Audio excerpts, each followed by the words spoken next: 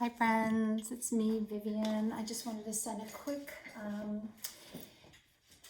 video to all of you. I've been receiving lots of emails and messages from dog owners or dog guardians regarding concern about COVID-19 and transmission of COVID-19 from pets to humans.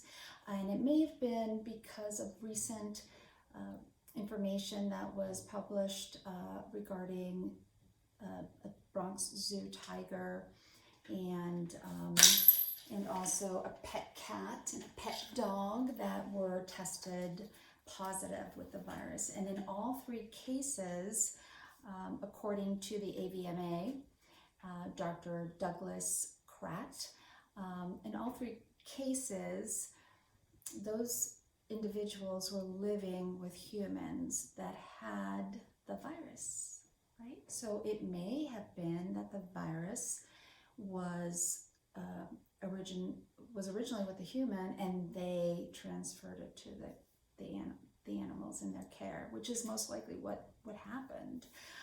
So I want to just start with saying first, I am not a licensed medical practitioner. I am not a licensed veterinarian. However, this information does come from the American Veterinary Medical Association and other institutions, NIH. So I also wanted to just share that there are some things that we can do in guarding our animals. First and foremost, take a breath, breathe in, and let's please practice being measured, because when we're measured, we can think and make better decisions. So those of you that work with me, because you have a reactive dogs or have worked with me in the past, know this very well. When we are stressed, in duress, and panicked, we cannot think correctly, and we make emotional decisions based from fear. It's not to say that this isn't an important time and that this isn't the virus isn't a real concern. Yes, it is. That said, let's stick to some practices that we're doing for ourselves. Let's do the same for our animals. We're wearing masks, we're wearing gloves, we're cautious when we go outside, right? So we've all been practicing. It's been a couple of weeks. So let's do the same thing with our dogs. First and foremost, let's wash them. We know the virus lives on surfaces, some longer than others. Washing kills the virus, because what it does is the soap and the water essentially defragment the virus and kill it that way. So we need to have water and soap. Don't use dry shampoo if you're washing your dog. Use instead a mild shampoo. I love Dr. Bonner's. This one is for babies. It's the hemp Pure Castile soap. Non-fragrance is best, because our dogs, as we know, they have a couple of superpowers. One of them is smell. So I love this one, and make sure that we're using tepid water. Make sure that your dog is okay with being washed. Your dog may not like to be washed, right? You may have been using a groomer, and now you have a little bit of an experience as to that side of the service. So if your dog hears water and runs to the hills, goes into another room, avoids the water, the sound of the water, then we can start with maybe working on desensitizing them to the sound of the water. And so we want to take a very cautious and slow approach to washing our dogs. You could also use a cloth, a wet cloth in a bucket, and wash your dog that way. There are lots of wonderful videos. You can look them up on Dr. Google. If you want to ask me, I can direct you to some videos that can show you how to desensitize your dog to washing. But that's going to be really important. So make sure that we wash our dog, and be mindful of the dryer. Perhaps not use a dryer if your dog is sensitive to the sound or the heat.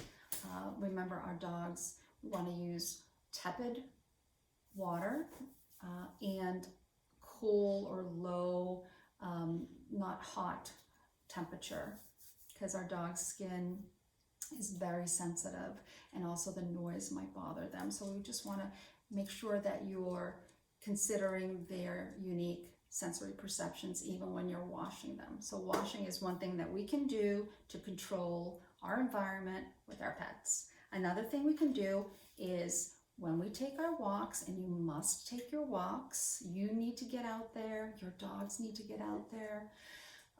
Especially if you have puppies, young dogs, they need to explore and they need to be exposed to novel things in the environment, strange people, strange dogs, substrates, grass, cement and such. So please take your dogs out.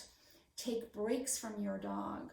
That's really important. People think that, oh, this is wonderful being at home 24/7. My dog must love it. In fact, it's probably not a good thing. If your dog suffers from separation anxiety, please, you can look up Mission Possible. They have a wonderful at-home systematic protocol, systematic desensitization protocol, and it's packed with lots of interviews that you can, it's $99, something that you can do. I don't need to be sounding like an infomercial here, but that's just, again, that we're coming from different places, and so our animals are, some of them are fine, some of them may not be so fine, but certainly being at home 24/7 is not a good thing. You need breaks. Your dog needs breaks, okay? But when you do go outside, let's use a leash that has instructions on it, because people will read instructions. No dog, stay away. This is a great company. It's an Australian company called Friendly Dog Collars. They sell collars and leashes and vests, and you can buy anything you want from them with instructions asking people to do something, because some people will be excited to see you outside. They might have a dog, and I know that most of us like to be kind and not be rude, but we do need to keep our distance. Another thing we can do is wear our treat bags, right? With our food, our dog's food in it, not our food, our dog's food. And practice, dog checks in, your dog checks in, excellent, good boy or good girl, right? So the more our dog checks in with us, yes, we're paying them with some food, but they're staying close to us, right? And they're not going up to somebody else. So these are some suggestions that might be useful to you. They're ways that we can control our present situation and still meet our dog's needs, our needs. Please, going forward, take a breath and just recognize that this will pass, and we do want to remain safe and healthy, and these are some suggestions that I'm hopeful will help you. And if you have any questions, please feel free to email me or text me or direct message me. Thank you. Bye.